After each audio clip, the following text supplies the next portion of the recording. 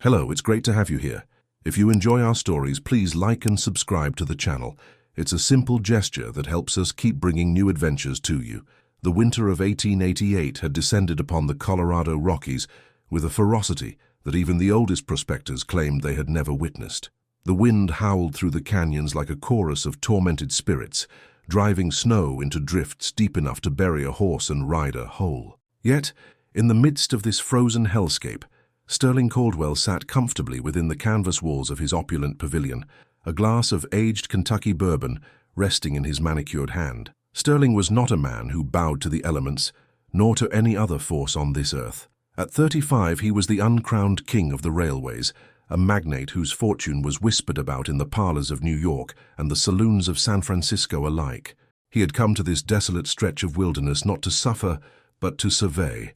His latest acquisition, a sprawling tract of land, rumored to sit atop a vein of gold thick enough to pave the streets of Denver, required his personal inspection. He traveled with a retinue that rivaled European royalty, servants, cooks, guards, and enough supplies to wait out the apocalypse in high style. His tent was a marvel of engineering and extravagance.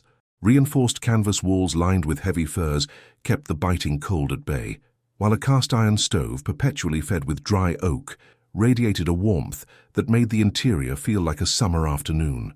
Persian rugs covered the frozen ground, and a mahogany desk, carried in pieces and assembled on site, was cluttered with maps, ledgers, and a small fortune in gold nuggets he had already extracted as samples. Sterling took a sip of his bourbon, the amber liquid warming his chest. He adjusted the collar of his silk smoking jacket, his eyes scanning the latest geological report. He was a man who appreciated the finer things, the tangible proofs of his success. He had built an empire on steel and steam, and now he intended to gild it with gold. Outside, the storm raged, a white curtain of death that obscured the world. But inside, the only sound was the crackle of the fire and the rhythmic scratching of Sterling's fountain pen. He was safe, insulated by his wealth and his power, or so he thought. He did not know that just a few hundred yards away, a drama of life and death was playing out in the screaming wind. Nayeli stumbled, her moccasined feet numb, her breath coming in ragged gasps that froze instantly in the air. She was Apache, a daughter of the mountains, but even her resilience had its limits. She was not running from the storm, but from men with cold eyes and colder hearts, hired guns on the payroll of Harrison Banks. Banks, a banker with the soul of a viper, had been trying to force Chief Dasan's people off their ancestral wintering grounds, claiming the land for grazing rights he didn't own. When intimidation failed, he sent mercenaries. Nayeli had been gathering herbs near the foothills when she spotted them, and in her flight, the blizzard had swallowed her whole. She could feel her strength waning. The cold was a heavy blanket, urging her to lie down and sleep, but to sleep was to die. Through the swirling white, she saw a faint glow, an unnatural orange light flickering in the distance. It wasn't a campfire. It was too steady, too large. Summoning the last reserves of her will, she pushed forward. Her body ached with every step. As she drew closer, the shape of the encampment emerged. Large tents, tethered horses huddled under shelters, the smell of wood smoke. It looked like a fortress. She avoided the perimeter guards, who were likely huddled near their own fires, blind to anything beyond the reach of the flames. She moved like a ghost, a skill taught to her by her father, slipping between the supply crates and the canvas walls.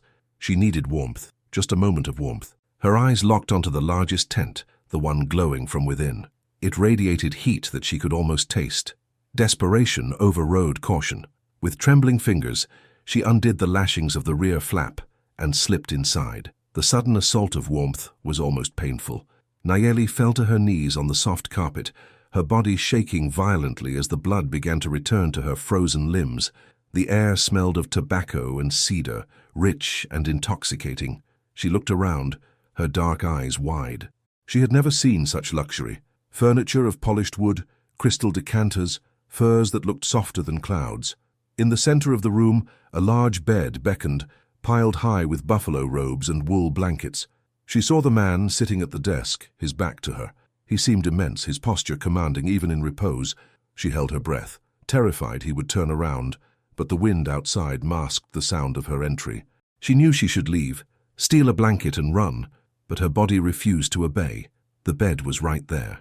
Just for a minute, she told herself, just until the shaking stopped. She crawled towards it, keeping low, and slid beneath the heavy furs at the foot of the bed, curling into a tight ball. The heat was instant, enveloping her like a mother's embrace. Her eyelids grew heavy, the terror of the storm fading into a black, dreamless void. Sterling paused. He thought he heard a rustle, distinct from the canvas snapping in the wind. He turned, his hand instinctively dropping to the pearl-handled revolver on his desk.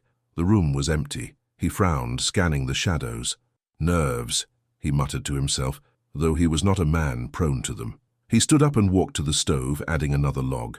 The fire popped, sending a shower of sparks up the flue. He walked to the bed, intending to retrieve a book he had left there. That was when he saw it. A mound under the furs that hadn't been there before. Sterling didn't shout. He didn't call for his guards. He was a man who solved his own problems. He approached the bed silently, the revolver now in his hand, hammer cocked. He reached out and threw back the heavy buffalo robe. He expected a thief, perhaps one of the camp hands trying to steal some warmth. He did not expect the vision that lay before him. A woman. No, a young lady of striking, ethereal beauty, despite her exhaustion. Her skin was the color of polished copper, her hair a raven cascade that spread across his linens. She was dressed in buckskins, damp from the snow, intricately beaded in patterns he recognized as Apache. She was shivering in her sleep, a small, vulnerable thing in the vastness of his bed. Sterling slowly uncocked the revolver and set it on the bedside table. The anger he expected to feel was absent, replaced by a profound curiosity and a sudden, fierce, protective instinct. He had dealt with the tribes before, usually in tense negotiations over right-of-way for his tracks. He knew the tension that existed in these territories. For an Apache woman to be here, alone, in his tent, something catastrophic must have happened. He looked at her face, the high cheekbones, the long lashes resting against her skin.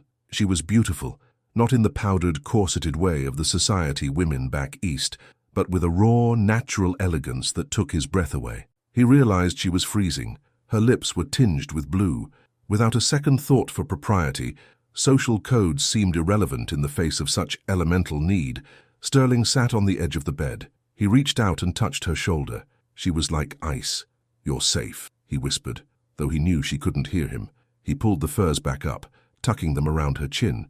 He should call the doctor he had on his payroll. But that would mean exposing her presence, questions, the rough handling of his guards. No, this was his tent, his domain. He would tend to her himself. He removed his smoking jacket and boots, maneuvering carefully. The bed was massive, a custom-made piece of luxury. He lay down on top of the covers beside her, offering his own body heat to the shivering form beneath the blankets, maintaining a gentleman's distance, but close enough to shield her from the lingering chill of the room's edges. He watched the firelight dance on the ceiling, his mind racing. Who was she? Why was she here? And why did the presence of this stranger make the lonely, opulent silence of his tent feel suddenly complete? The storm howled outside. A beast denied its prey. But inside, Sterling Caldwell, the man who owned everything, realized he was guarding something far more precious than his gold. He watched over her as the night deepened. The financier turned sentinel, waiting for the morning and the answers it would bring. The morning sun broke through the storm clouds, casting a brilliant, blinding light across the snow-covered valley. The wind had died down to a whisper, leaving behind a world sculpted in white marble. Inside the tent, the light filtered through the canvas, creating a soft, golden glow. Nayeli stirred. Her first sensation was warmth, a deep, penetrating warmth that seemed to have soaked into her very bones. Her second was the scent, cedar, expensive soap, and the musk of a man. Her eyes snapped open. Memory rushed back like a floodwater. The storm, the mercenaries, the desperate flight, the tent. She sat up abruptly, her heart hammering against her ribs. She was not alone. Sitting in a velvet armchair near the stove, watching her with an intensity that was both unnerving and gentle, was the man she had seen the night before. He was dressed now in a crisp white shirt and dark trousers, polished boots on his feet. He held a porcelain cup in his hand, steam rising from it. He was handsome, she realized with a start, with sharp features and eyes the color of steel, yet they held no malice. "Good morning," Sterling said, his voice a deep baritone that vibrated in the quiet room. "I trust you slept well?" Nayeli pulled the buffalo robe tighter around herself, her eyes darting to the entrance. I must go," she stammered, her English accented but clear. "I did not mean to intrude. The storm..." The storm would have killed you, Sterling finished for her, setting his cup down. He stood up and she flinched, but he stopped, raising a hand in a gesture of peace. I am Sterling Caldwell. This is my camp. You are safe here. No one knows you are inside but me. Caldwell, she repeated, the name sounding foreign on her tongue. She knew of the railroad men, the ones who ate the land. But this man, he had not thrown her out into the snow. I am Nayeli, daughter of Dasan. Sterling's eyebrows rose. Chief Dasan. I have heard of him. A man of great honor. He walked to a small table where a silver tray was laden with food, fresh bread, cured meats, fruits that had no business being in the mountains in winter. You must be hungry, Nayeli. Please, eat. He poured a cup of coffee, adding a generous amount of sugar and cream, and held it out to her. Nayeli hesitated. Her people warned against the gifts of the white men, but her stomach rumbled treasonously. She reached out, her fingers brushing his. A spark, like static from a wool blanket, jumped between them. She pulled back slightly, looking into his eyes. There was something there, a recognition, a shared solitude. She took the cup and drank. It was sweet, hot, and wonderful. Sterling watched her, fascinated by the grace of her movements. She ate with a dignity that matched any high society dinner he had attended. As she ate, he spoke, not of business or land, but of the storm, of the beauty of the mountains, keeping his voice low and soothing. Why were you out there, Nayeli? He asked finally, when the color had fully returned to her cheeks. A woman of your standing does not wander into a blizzard without cause. Nayeli's expression hardened. The fear was gone, replaced by a fierce determination. Men, bad men. They work for a banker named Banks. They want my father to sign a paper, to give away the valley where we winter. When he refused, they came with guns. Sterling's face darkened. Harrison Banks? You know him? I know of him. Sterling spat the words. A speculator, a leech. He has no claim to these lands. He looked at Nayeli, seeing the fire in her eyes. She was not just a victim. She was a warrior fighting for her home. A feeling swelled in his chest, a desire to crush those who threatened her. He will not touch you here. I have 50 armed men outside who answer only to me. I cannot stay, Nayeli said, swinging her legs off the bed. She was still wearing her damp buckskins. My father will worry. He needs to know about the mercenaries. You cannot go out in those, Sterling said firmly. He walked to a large trunk at the foot of his bed.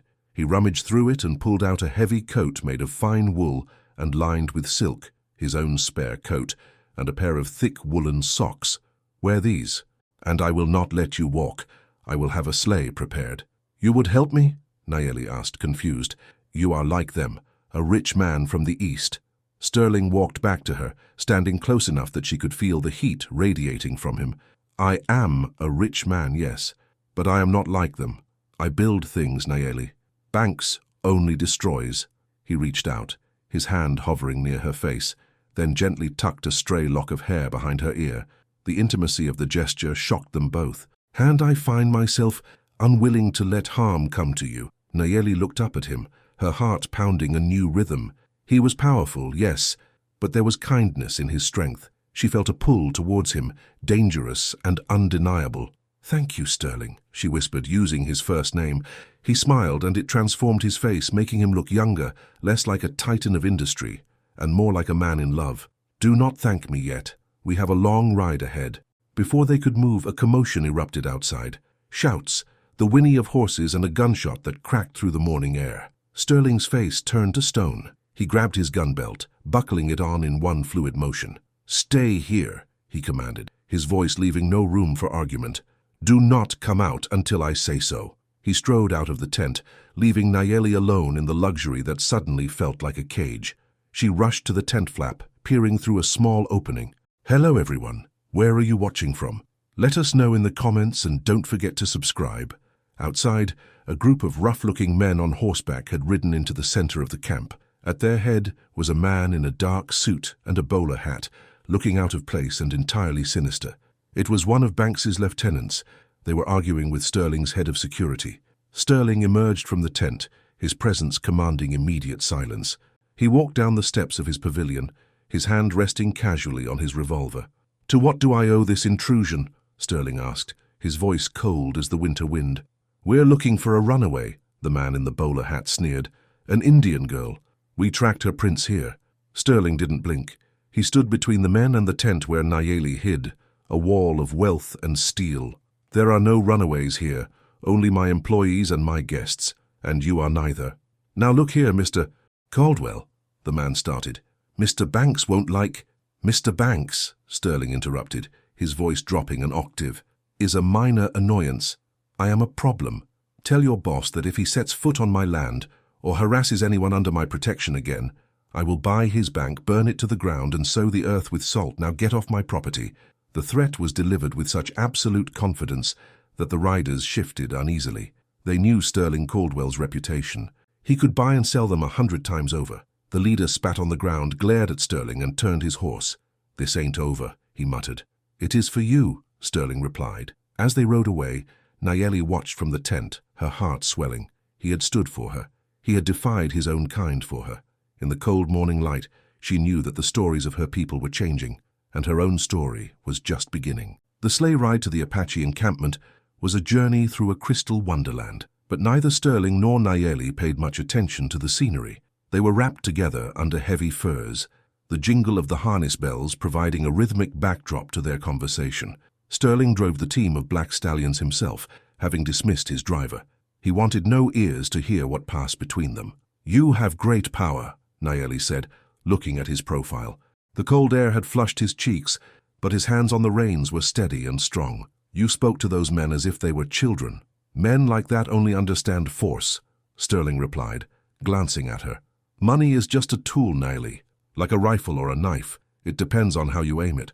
Banks aims at the weak. I aim at the future. And what is your future? She asked softly. Sterling slowed the horses as they crested a ridge. Below them, nestled in a sheltered valley, lay the teepees of her people, smoke rising in thin columns. Until yesterday, I thought it was just more steel, more gold, he confessed, turning to face her fully.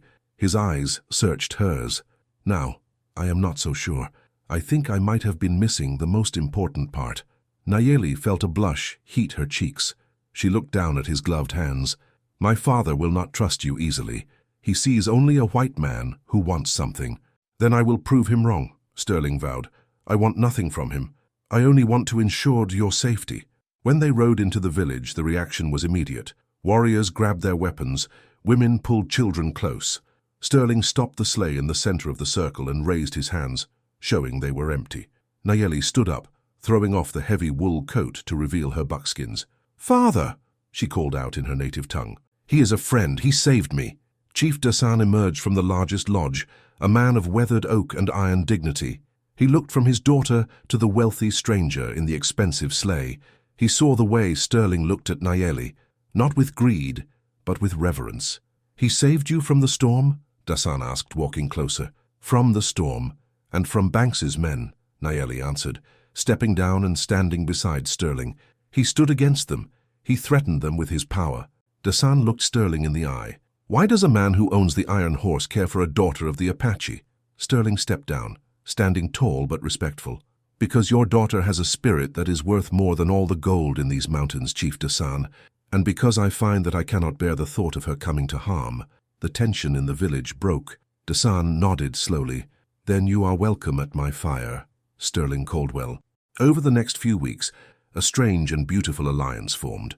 Sterling moved his camp closer to the valley, using his men to form a perimeter that Banks's mercenaries dared not cross. He spent his days not in his tent, but in the village. He learned to track, to listen to the wind, stripped of his silks and suits, wearing sturdy clothes that smelled of pine and earth. He and Nayeli were inseparable. She showed him the hidden springs, the herbs that healed, the spirit of the land he had only ever seen on maps. But Harrison Banks was not a man to give up easily. Humiliated by his men's retreat and desperate for the gold he believed lay under the Apache land, he played his final card. He used his political connections in Washington to draft a fraudulent eviction order, backed by a corrupt marshal and a posse of 50 deputies. They arrived at dawn, a dark line against the snow. Sterling was in the village when the scouts brought the news. He didn't panic. He walked to his horse, his face set in grim determination. Stay here, he told Nayeli, gripping her hand. No, she said, mounting her own pony. This is my fight too. Sterling looked at her and saw the partner he had searched for all his life. Together then, they rode out to meet the posse, flanked by Apache warriors and Sterling's own armed guards. The two forces met in the open field before the village. The marshal, a man with a bloated face and shifting eyes, waved a piece of paper. "By order of the territorial government," he bellowed, "these Indians are to vacate this land immediately. It is the property of the bank's mining consortium." Sterling rode forward. He looked every inch the tycoon now, even with dust on his coat. "That paper is worth less than the manure your horse is standing on, Marshal." "Careful, Caldwell," the marshal warned.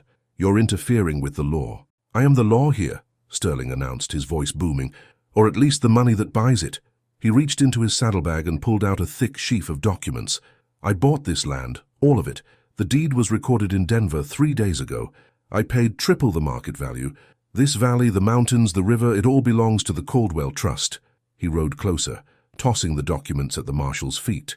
"And as the owner, I am designating this entire area as a private nature reserve. The Apache are my guests, tenants in perpetuity with full rights to the land. Now, unless you want to be sued for trespassing on private property by the most expensive lawyers in America, I suggest you turn around."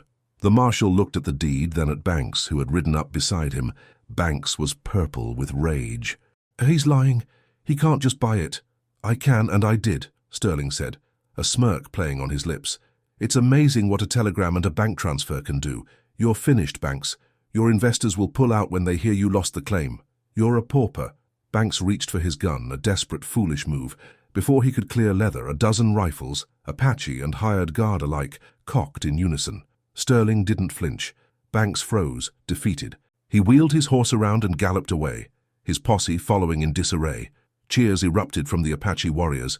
Nayeli rode to Sterling's side, tears streaming down her face. "You bought the land?" "It was the only way to keep it safe forever," Sterling said, looking at her. "And to keep you safe." "You spent a fortune," she marveled. "I made the best investment of my life," Sterling corrected. Spring arrived in the Rockies, melting the snow into rushing rivers. The valley was alive with wildflowers. The Caldwell camp had become a permanent lodge, a beautiful structure of timber and stone that blended with the landscape. Sterling stood on the porch, watching the sun set over the peaks. He was no longer just a visitor. He was home. Nayeli stepped out to join him, wearing a dress of blue silk that matched the sky, blended with traditional Apache jewelry. She looked like a queen of two worlds. "The railroad is finished," Sterling said, wrapping his arm around her waist. "The first train comes through the lower pass tomorrow, but it won't come here. This valley stays quiet." "My father says you have an Apache heart now." Nayeli smiled, leaning her head against his shoulder. "He calls you keeper of the iron and the earth." "I like that," Sterling mused. "But I prefer husband." Nayeli laughed, a sound like music. "We have to get married first, Sterling." "I have a priest coming on that train," he grinned. "And a dress from Paris, though you look perfect in anything." He turned her to face him, his hands framing her face. The love between them was a tangible thing, forged in the storm and tempered by the fight for their future. "I came here looking for gold, Nayeli. I found it, but it wasn't in the ground. And I found a shelter," she whispered, touching his chest, a warmth that never fades. He kissed her as the sun dipped below the horizon, sealing a promise that would last as long as the mountains stood. They had bridged the divide between their worlds, creating a legacy not of conquest, but of unity. The tycoon and the healer, the eagle and the wolf, bound together by a love as wild and enduring as the West itself. And as the stars began to prick the indigo sky, Sterling Caldwell, the richest man in the territory, knew he was finally, truly wealthy. The greatest wealth in life is not found in gold mines or bank accounts, but in the courage to protect what is right, and the openness to find love in the most unexpected places. True power is not about dominating others, but about using one's resources to shield the vulnerable and build a future where different worlds can coexist in harmony. Hello everyone, ready for another story? If you want to be part of our community of story lovers, leave your like and subscribe to the channel.